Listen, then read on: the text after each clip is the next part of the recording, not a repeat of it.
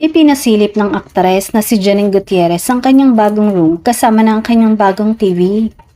Malamang ay isa ito sa endorsement niya din.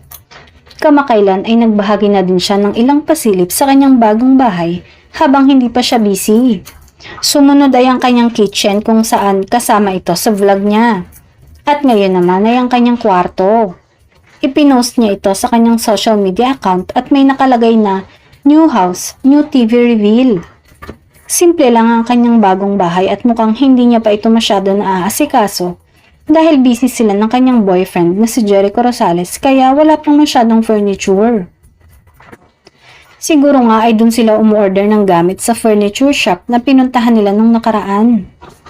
Marami naman ang nagkomento na sana ay magkaroon ng house tour si Janine sa kanyang bagong bahay. At syempre hindi mawawala ang hiling ng fans na sana'y kasama niya si Echo sa magiging house tour vlog niya.